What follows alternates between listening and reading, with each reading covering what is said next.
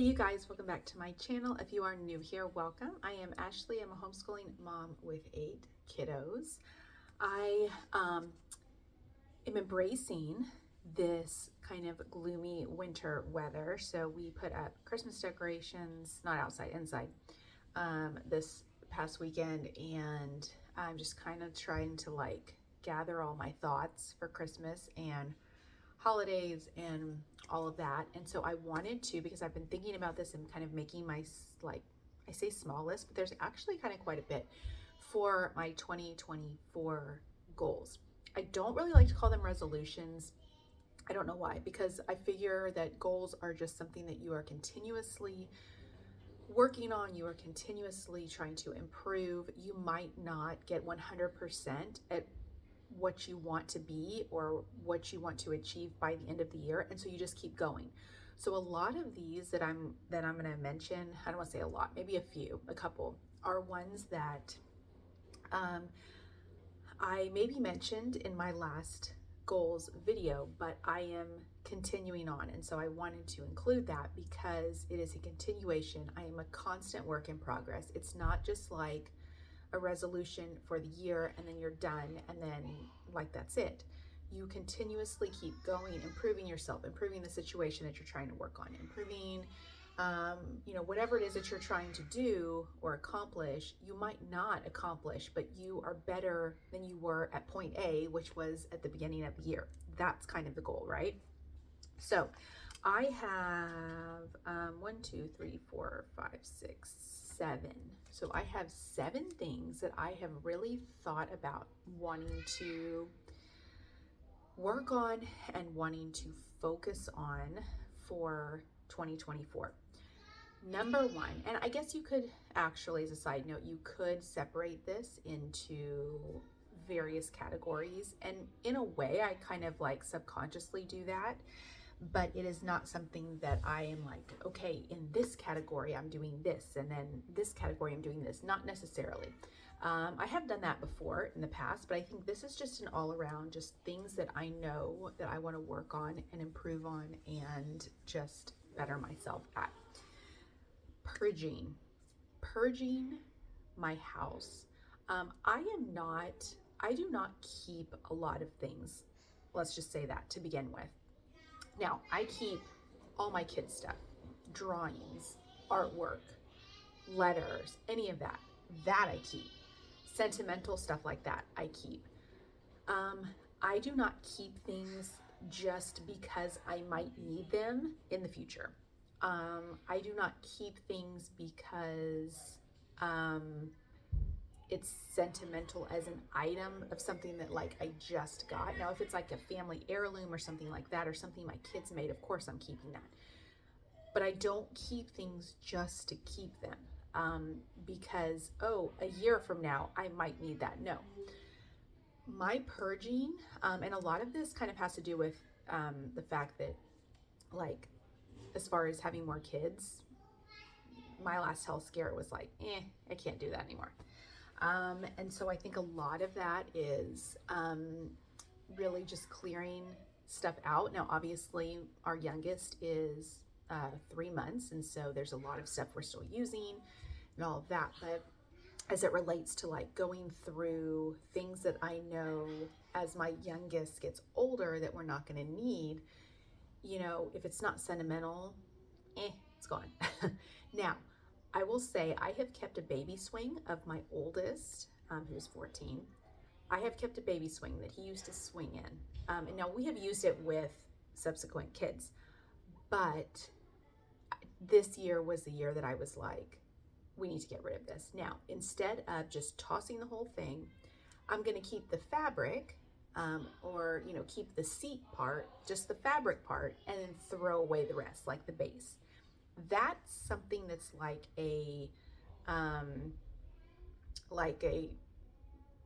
can still keep it because it's sentimental to me, but at the same time, I don't need the whole thing. So it's kind of, I'm bargaining with myself. I'm like, okay, but I might want to keep it because it is so sentimental to me.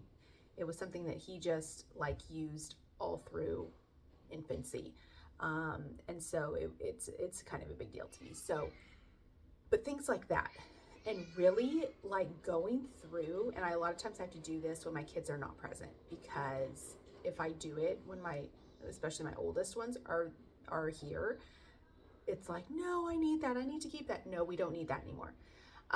So purging is going to be a big thing that I do in this year, because I want to simplify just the items that are in my house. It makes for less cleaning. It makes for less clutter. And I just like clean spaces and just clutter-free spaces. So that is big on my list. Health. My health really, if you, I will link my preeclampsia video that I made with my last two pregnancies. I had preeclampsia, and this time was just really kind of my breaking point, I think. And not that my health had anything to do with me getting that during pregnancy. It does not. It has nothing to do with that. But the fact that it kind of made a light bulb go off in my head that, you know, that kind of thing, people die from it. People have organ failure from it. Your baby can pass from it. There are a plethora of situations that can happen. And it just made me kind of snap out of my thinking that I don't need to always put the effort to work out, because I'm constantly going. And yes, I am, but I need to make a conscious effort to do that every other day, if not every day. And so I have really started doing that recently, probably within the last month or so.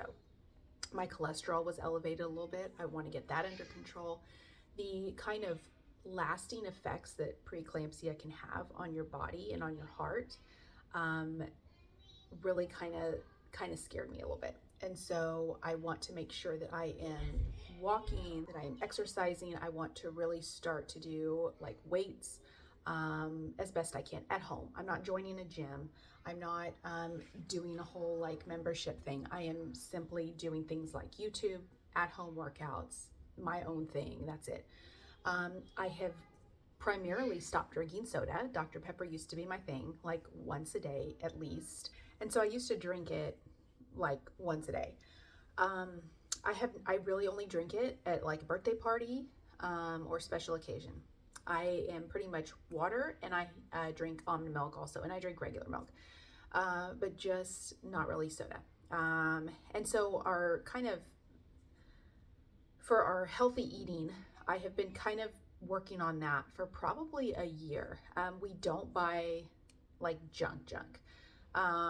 We do not buy like goldfish. We do not buy, if we buy chips, it's more like the kettle chips with not many ingredients. We do not buy Cheetos. We do not buy any of that stuff. We've been doing that for quite a while. And my oldest daughter is really into looking at the ingredients on things and making sure we're not eating like bad stuff. And I mean, it's just, we've really kind of buckled down on that. And so it's kind of become our household rule of not buying a lot of junk. I will get chocolate, but I'll get like semi-sweet, or I will get dark chocolate, things like that. So I have really been doing that for quite a while, but health related for myself, and really buckling down and just working out and focusing on myself and making sure that I'm constantly moving and making sure that what I am putting in my body is not junk. And you know, all the just the extra stuff, the high fructose stuff, just the stuff that like causes bad things is what I just want to avoid. Like, get it away from me. Overall health in general, making sure that my body is healthy enough and making sure that I can be around for my kids as long as possible. That is my goal. As far as budgeting, I kind of flip all over the place.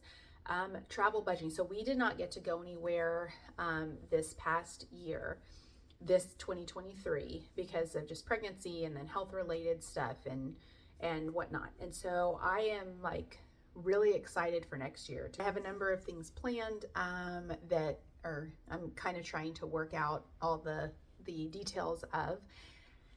And so really focusing on, hey, if I want to do all these things and go all these places, I need to have everything paid up front, done, except for obviously gas and food and stuff like that, but set aside, and make sure that I am like almost to the number. Like I want to be able to do these things and not worry about the, being short on gas money, or being short on food money, or being short on just entertainment. I want to really buckle down on the travel budgeting and not worry about, getting closer to and being like, ooh, do we have enough to do X, Y, and Z where we're going?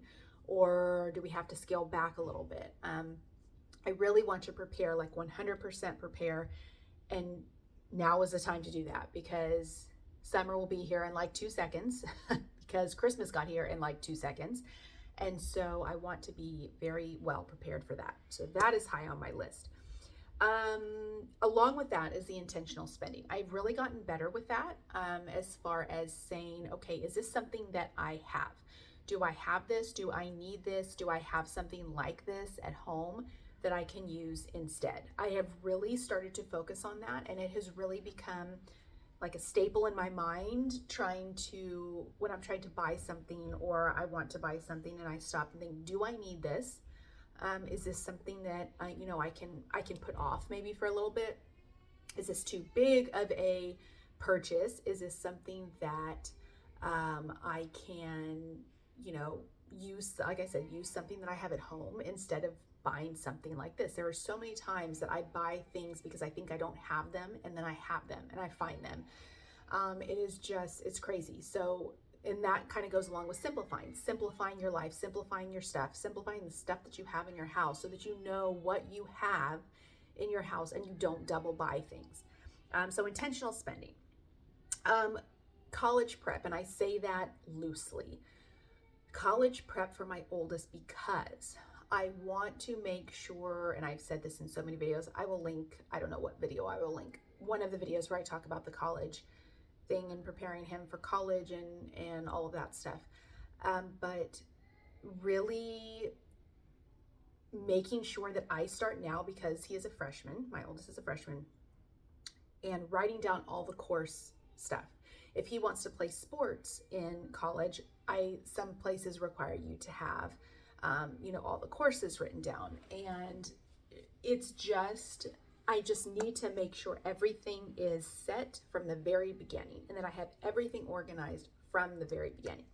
So making sure that I write down, type out, and save, print, whatever, all of his course descriptions, what he has taken, make sure that everything is planned out, at least for this year and next year, so that I kind of have an idea. I'm not telling him to decide what science you want to do or what elective you want to do as a senior or a junior. You don't have to worry about that right now. But as far as me making sure that I have, okay, we need X amount of electives, we need X amount of sciences. Can I check all the boxes on that? Can I check that off? Do I have that in the 4-year plan? And really just, if we want to play sports at a particular school, are there camps that we can go to before? Are there, colleges that we can visit to see, do I like this? And I think that might be hard for him because he loves everything. So just like, when he used to try sports out as a young kid, and he would say, oh yeah, I love this. Oh yeah, I love this. Oh yeah, okay, well, we can't do all that.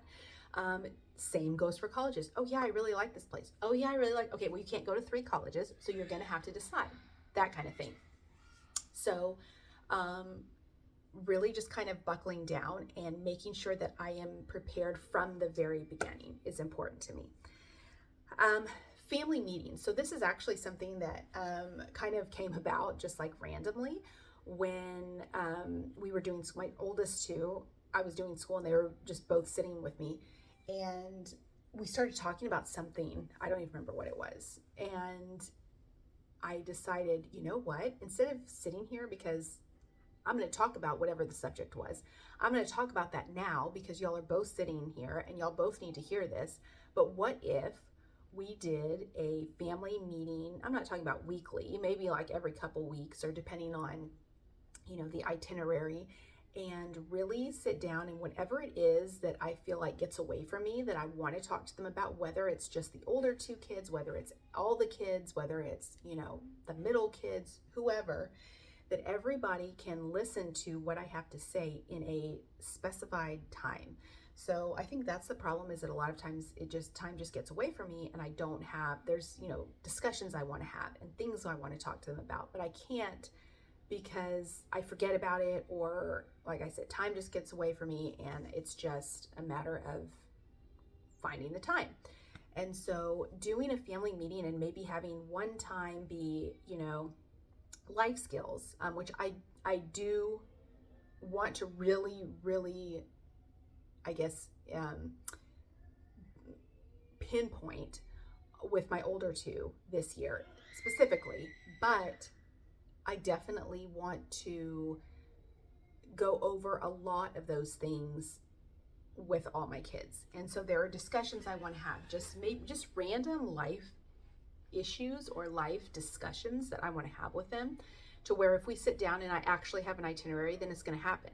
So doing that, I'm just kind of, I might do a separate video on that when I get around to it.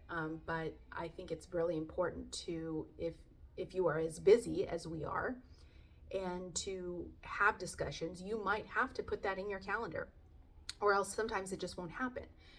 So sometimes people forget about that, and really putting that down on the calendar and actually specifying a time for these things and these conversations is important, because sometimes then it just might not get done. And then finally, doing hard things. So things like waking up earlier to finish things, or staying up later to finish things. I don't have any issues with any of my kids sleeping. Even my 3-month-old sleeps through the night. So it's all a matter of me finding the time to do what I need done. So, you know, maybe getting better organized in as far as time goes with editing these videos or uploading these videos or cleaning or things like that. And so really just doing things that might be out of my comfort zone, or I guess in other words, like not procrastinating, which has always been a goal of mine, which is I've gotten much better at it. But just doing things that might be hard to do and might take up time to do, but you know that you need to get things done and need to do things. And so once you're done, it's like, great, I finished that, checking it off the box. So those are just some things that I really want to focus on this year for goals, and that I really just want to be mindful of all of these things. And they're kind of, like I said, all over the place, but I just want to be able to focus on them and think about them and work on them all year. So let me know down below if you've already started thinking about your 2024 goals / resolutions, whatever you call it. And if you have any questions about anything that I mentioned, don't hesitate to ask me down below. And I will see you next time. Take care, guys. Bye.